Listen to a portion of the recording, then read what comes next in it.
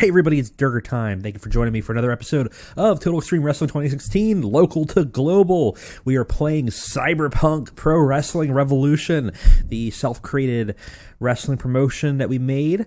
This backyard scumbag wrestling organization that we're gonna try to bring up out of Philadelphia and make something big. So nothing going on here in the world really to really look at. But what we do have going on is tonight we have our first wrestling show.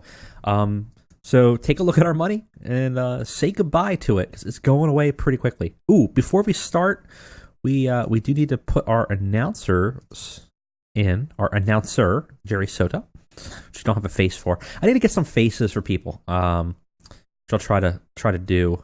He's weak at announcing, average on color, so that's probably not great, but eventually, I can move Neuromancer onto a more of a announcing role job too. He's not great at announcing, but he's decent at color, so we can move him in there.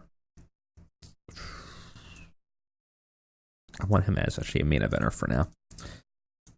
Couldn't see. Let's check our roster overview here. So we got 4 main eventers: Jerry Janela, Dave McCall, Neuromancer, and Ace Austin. We may change some of these names for our purposes.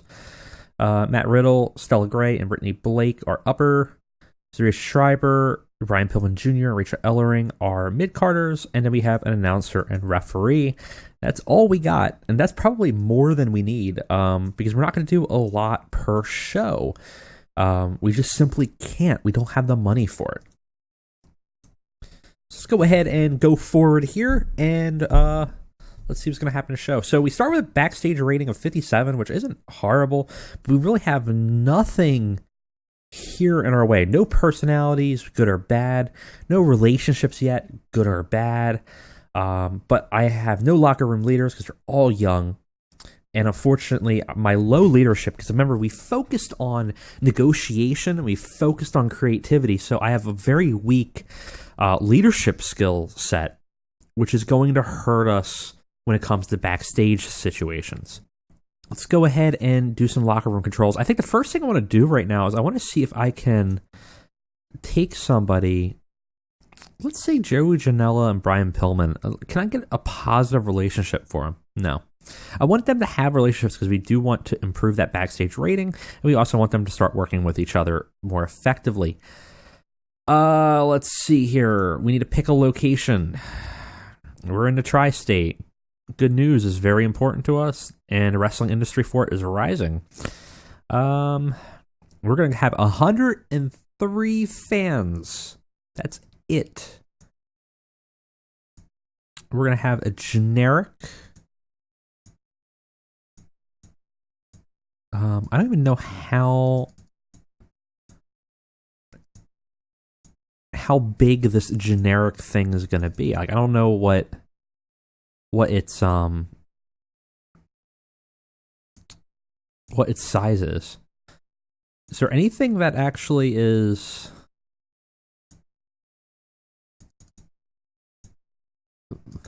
I mean, it could go into the Wrestle Factory. It could hold 200 people. Cost 300. It's not a bad option. I'm curious. So I'm nervous about the generic venue because, like, how much does it cost? What is the size? Like, it doesn't tell me where we're gonna wrestle. I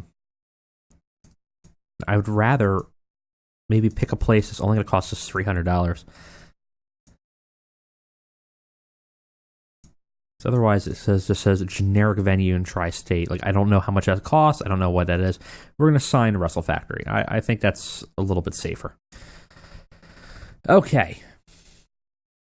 So now we got to figure out how to book this freaking thing.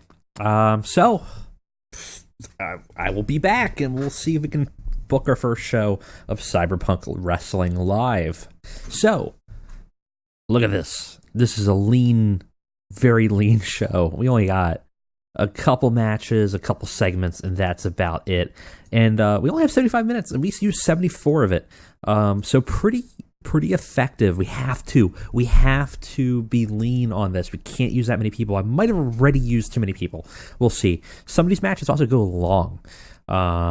So, we will see how our performers can do with that, because if they can hang with longer matches, then we have more time that we can fill, and less money we have to pay them, which is good.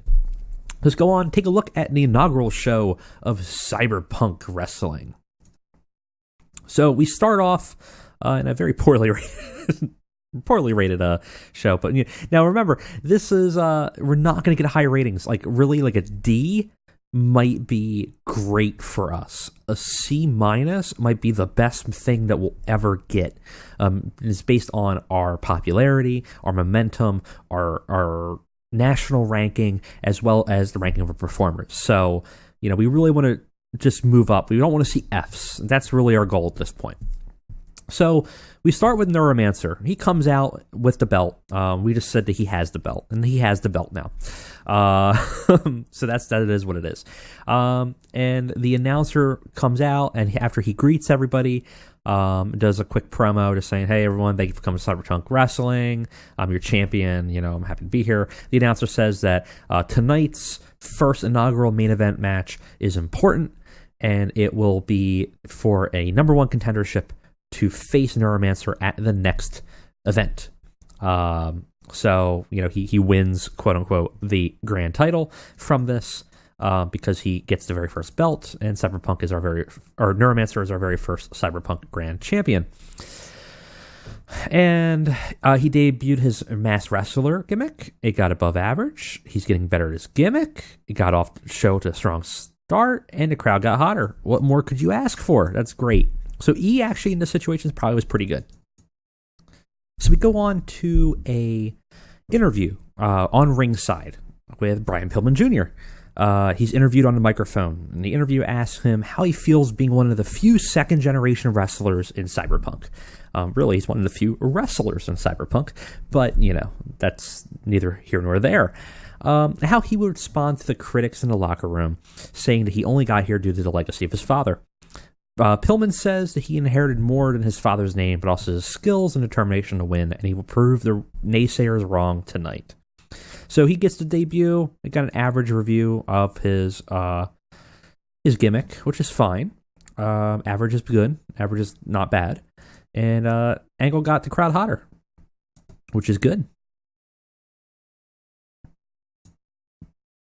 So we lead to our first actual match, Brian Pillman Jr. versus Zaria Schreiber. E-, 20s, 19's okay. Terrible match, non-existent crowd heat. So, they were hot, but apparently when the match started, they weren't a big fan. And then Zaria Schreiber actually defeats Brian Pillman through shenanigans in a count-out in 14 minutes. So she got a very good rating for her punk gimmick. She ends up eking the win out of Pillman after some shenanigans. This kind of builds sympathy for Brian Pillman a little bit. That, if we have him coming out here and dominating, it can look bad. Instead, he's getting one-upped because of bad sportsmanship. Mia Martinez is not a good ref, which hurt the match. That's a shame. Pillman got a 20. Zaria got a 17. And the Brian Pillman legacy has started in the storyline. So, they both improved, which is good. I don't know how much the bad reffing hurt the match, but we really don't have much of a choice. We can't really afford much. If it's really hurting us, we might get a new ref, but we'll see. I was hoping for a little bit better there. A little bit better. Not great, though. Decent reaction from the crowd, but subpar wrestling. Neuromancer and Brittany Blake defeat Matt Riddle and Stella Gray in 20 minutes, when Neuromancer defeated Stella Gray by submission with the Highland Lock. Neuromancer is visibly tiring towards the end, so he's getting blown out a little bit.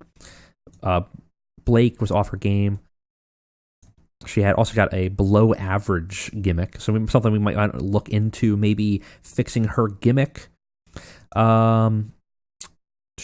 Matt Riddle got below average for his face. I think we could probably do something different than his old school face gimmick, though. We probably should have changed it. He was really off his game. He was visibly tiring. This was too long of a match. So we got to know we can't do 20-minute matches with these guys. Got the crowd buzzing, though. And, Neuromancer takes the lead with 27. Matt Riddle had 20. Still at 18. Matt Riddle with 20 seems so underrated, but hey, whatever. Everybody improved in something, which is super cool. And that's the cool thing about having the young wrestlers, is they will constantly improve very quickly. So if we produce a loyalty to us, we could end up developing, like if we got Matt Riddle to be loyal to Cyberpunk, when we get bigger, he could be our star, and we've developed, and he won't go anywhere else. So it'll be very hard for him to go anywhere else. He'll take an exclusive contract with us. That's what we want to get. That's how we want to develop it. Finally, in our main event, which does okay, 30. Decent reaction from the crowd, subpar wrestling. Joey Janela defeats Dave McCall in 20 minutes by submission. He got an average rating for his extremist gimmick, which is good. He was tiring. Old school face gimmick for Dave McCall got average. Joey Janela got 31. Dave McCall got a 23. So again, these 20-minute wrestling matches may be too long for them. Of course, they all they all improved in some type of skill, again, which is good. So not bad there. And then finally, at the very end, we have Neuromancer coming out, holding the belt to stare down Janela as the announcer announces that Joey Janela is the number one contender for next week, or for next month, to face Neuromancer for the title. So not bad. This gets a bad rating, though. They just don't have the momentum behind them yet. But we can build that. Doesn't have enough interesting storylines going on. So we need one more storyline, probably. But overall, not bad. Joey Janela gave us our best performance, which is not surprising. We'll give him a shout out, I think. Point out as a good example. I think Brian Pillman will boost up their praise for a great performance, and Matt Riddle also told that you're awesome. You're awesome. Everyone should be pleased. Nothing upset. They were off their game. There were some people that are off their game. I could have given them some negative feedback, but at this point, I don't think it. We'll see if it's a continuing issue. If it's a continuing issue, sometimes some negative reinforcement is useful. All right, let's go ahead and load into our post wrap up here and see what's going on. All right. Let's see. We got a decision to make. Oh, Kimberly will be joining us. Yes, indeed. And I'm probably just going to put her to the main event right now. So I'm hoping that does not affect our scheduling. It does not. She is free. Thankfully, CZW seems like they run shows on Saturday. MLW runs it on Friday. And nobody else runs it any other time. So that's good.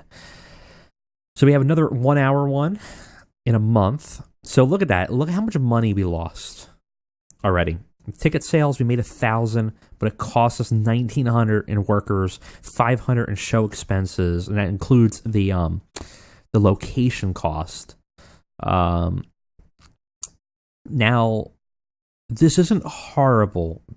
It depends on how much we boost up here. $1,000 in ticket sales is not bad, especially because it ate most of this. So we basically ate about half of the cost of running it.